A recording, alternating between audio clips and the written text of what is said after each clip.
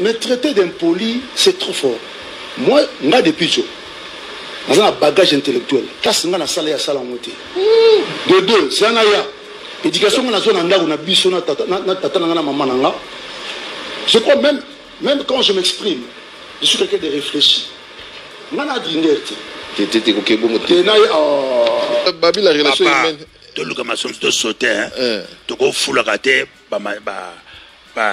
banzete kauka banzete lala to fula ka bato bato sala ke ba musicien baza na Congo batika so drapeau na papa wemba photo formaka et ça toi tu te permets au bien impoli d'abord so comment impoli en un problème danger t'es coquine de bon moté. Donc ça très attention au mon âge mon total légion a 2 jours à yana.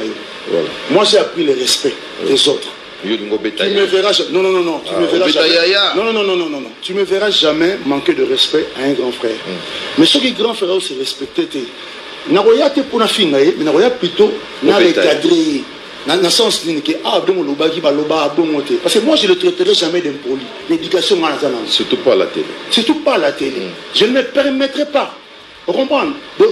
Donc il n'ose plus jamais retenir ma propos parce que moi lelo na lobi na yo ba mata bakita quand je parle aujourd'hui ba mata bakita ba mata na vie na bango po ba mona bango ndenga na mokili po ayebana bilanga na yengai graine na yengai okotuna na mbuwa na mbisi na poto na mundele to ba expliquer yo donc sozo manquer mutu alona yo po bima na mokili hein tu feras rien dans la musique. Rien. Au fond, et là où il y a ce bien. Et puis il n'y a pas bien. Sur mon inga, na côté na zéro na pour le honnête on a plus ce temps là. On va profiter de ma camona va polémique wana. Parce qu'on va mbongo, va tourner va parler, ils sont tranquilles. Donc moi depuis aujourd'hui, je passe ce temps là. Pour le ozo wana yebi yango et puis il y a pas yebi ngana yebi. On inga depuis toi, excusez-moi na le bon.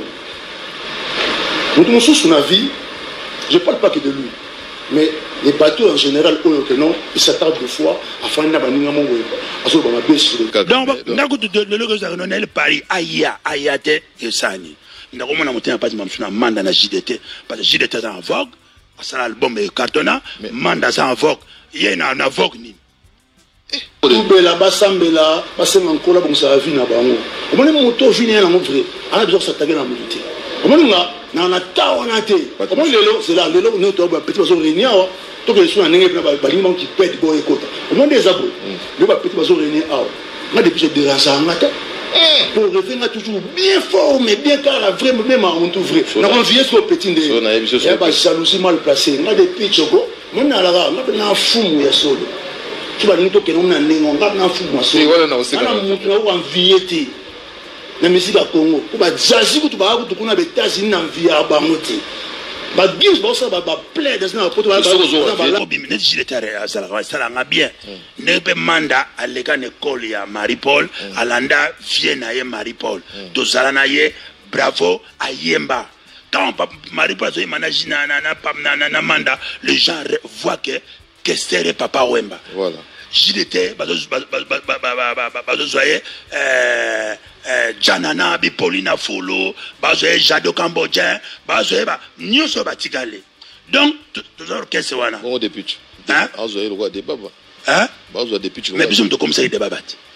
Beaucoup de temps était pour nous, on dit aux problème. Toujours temps a été, pas toujours na ngai, na zo ba vérité. Bisous bomba, moi je vais effacer les tableaux. Pardon.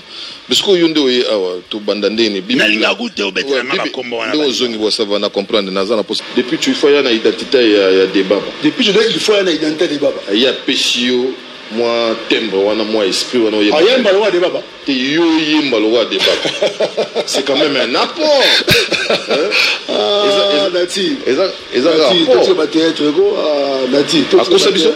Nati tu vas théâtre. Tout est théâtre. Point misabo. Ah, mamujita.